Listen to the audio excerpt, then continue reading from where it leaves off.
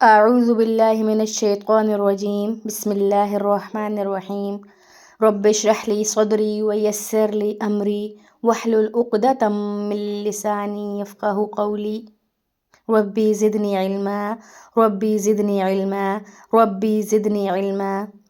How are you my dear students, I hope you are doing well. आज हम पढ़ेंगे flow chart के rules क्या हैं लिखने के। कल हमने पढ़ा था फ़्लो चार्ट आप लोगों को पता है।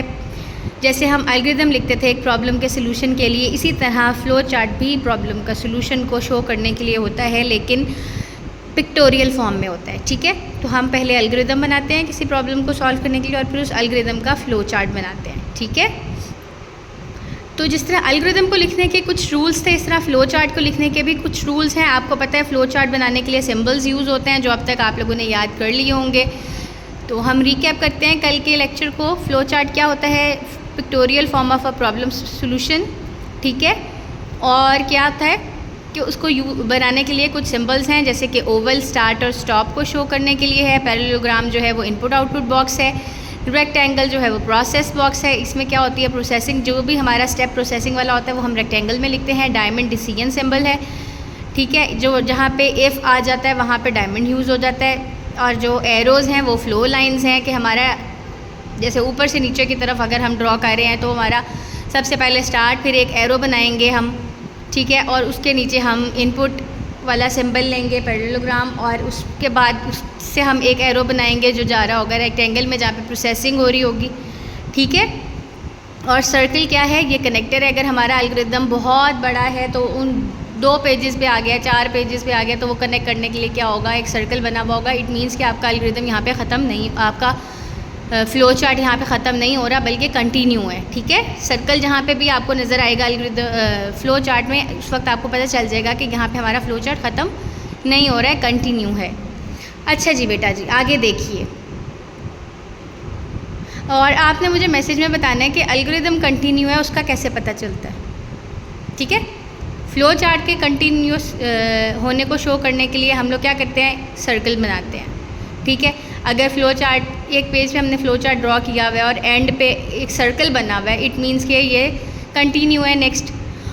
या अगर एक पेज पे ऊपर सर्कल बना हुआ है तो इट मीन्स कि इससे पहले भी कुछ पार्ट था उस फ़्लो चार्ट का। ठीक है, तो आप मुझे बताएं कि एल्गोरिथम चल रहा है, कंटिन्यू है, हमें कैसे पता चलेगा? अच्छा जी, rules for drawing a flow chart. Flow chart को ड्रॉ करने के क्या रूल्स हैं? Like an algorithm certain rules must be followed while drawing a flow chart. There can only one start and one stop symbol. ठीक है, एक ही start या एक ही स्टॉप होगा। एल्गोरिथम में भी ऐसा ही होता है, सबसे पहला स्टेप स्टार्ट होता है और सबसे आखिरी स्टेप स्टॉप होता है। इसी तरह फ़्लो चार्ट में भी पहला स्टेप स्टार्ट होगा और आखिरी स्टेप स्टॉप होगा। Only one flow line can be use with the start symbol. जब आप स्टार्ट कर रहे हैं तो ज़ाहिर है उससे आगे एक ही लाइन जाएगी, जो कि होगी जा रही होगी इनपुट बॉक्स में, है ना, या प्रोसेसिंग में। अगर आपने इनपुट नहीं लेनी, आपके पास ऑलरेडी हैं, तो फिर भी आप उसको मेंशन तो करोगे ना। आपके पास वेरिएबल्स हैं, आपने उनको अगर वैल्यू भी असाइन करनी है तो वो इनपुट आउटपुट बॉक्स में ही की जाएगी। ठीक है, उसके बाद only one flow line can come out from the process symbol.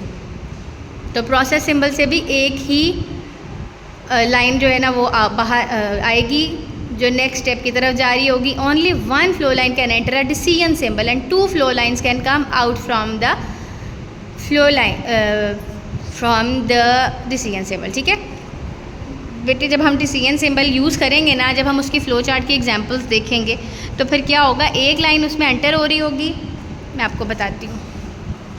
यहाँ से एक लाइन एंटर हो रही होगी ऊपर से, ठीक है, और यहाँ से एक लाइन यहाँ से निकलेगी और एक लाइन यहाँ से निकलेगी। डिसीजन तो हमने तभी लेना होता है ना जब एक से ज़्यादा ऑप्शंस होते हैं। तो फिर ये अंडरस्टूड है कि डिसीजन बॉक्स में से 2 लाइंस ही बाहर आएंगी, या तो ये सही है या वो सही है। इफ़ हम ये करते हैं ना, if A is greater than B, तो हम लिखेंगे प्रिंट बी। तो एक यहाँ से आएगा if A is greater than B, अगर B is greater than A तो फिर यहाँ से आ जाएगी लाइन। ठीक है, तो मतलब या ये वाला सोल्यूशन ठीक होगा या ये वाला। 2 कंडीशंस आ गई ना, उनमें से कोई एक सही होगी, तो वहाँ पे डिसीजन यूज़ होगा।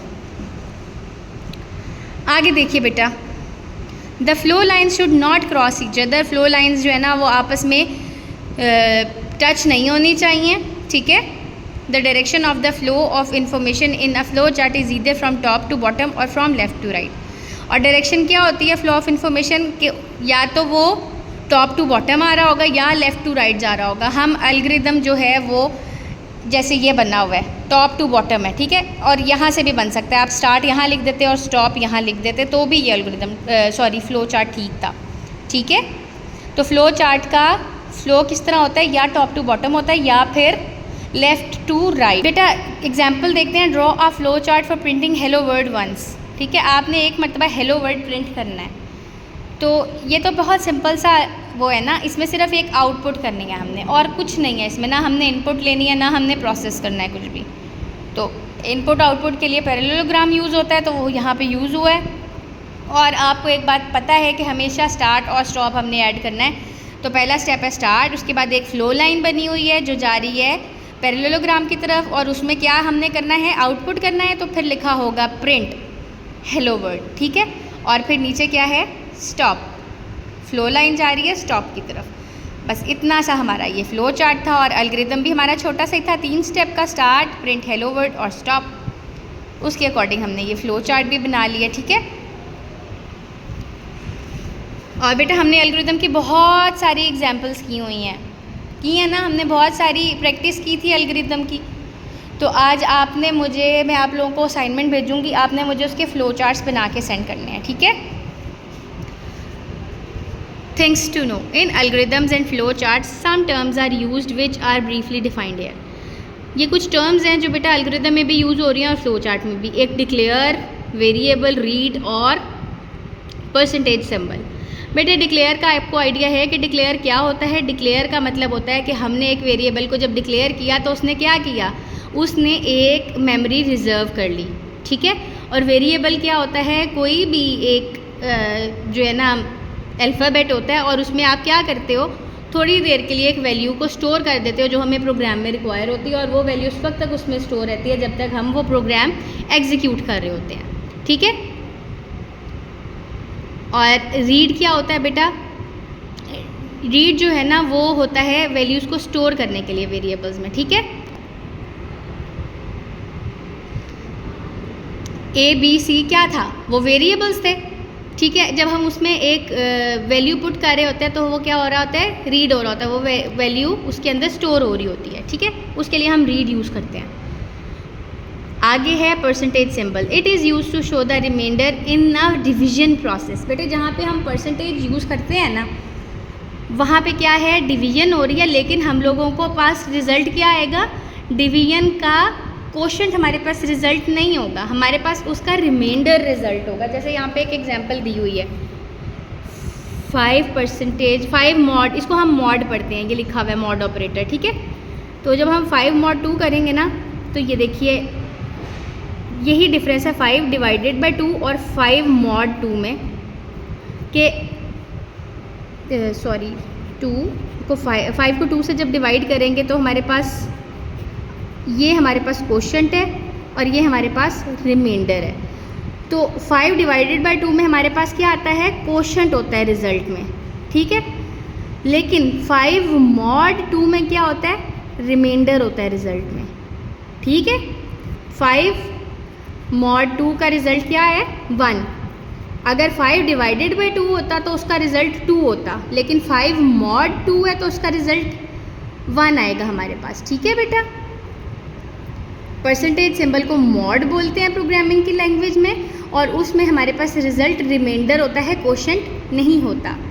तो बेटे ये टर्म्स भी आई होप आपको क्लियर हो गई होंगी। जो ना समझ आए वो आप मुझसे पर्सनली पूछ सकते हैं। डिक्लेयर क्या कर रहा होता है, एक मेमोरी लोकेशन को रिजर्व कर रहा होता है। Variables A B C X Y Z ये सब वेरिएबल्स हैं।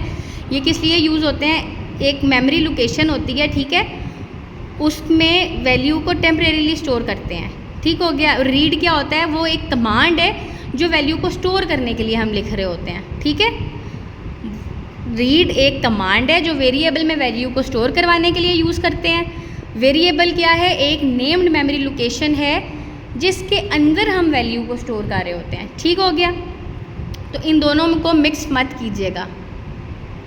और मॉड सिंबल क्या है, मॉड ऑपरेटर क्या है, वो है जो हमें डिवीजन प्रोसेस में रिमाइंडर रिटर्न करता है, तो बेटा आज का आपका बस यही काम है, आपने रूल्स जो हैं वो फ़्लो चार्ट के याद करने हैं और आपने ये डेफिनेशंस याद करनी है, ठीक है। बस आज मैं आपको प्रैक्टिस नहीं दे रही हूँ, कल मैं आपको प्रैक्टिस के लिए फ़्लो चार्ट्स दूँगी, ठीक है। कल मैं आपको फ़्लो चार्ट की प्रैक्टिस करवाऊँगी। फ़ी अमानिल्लाह।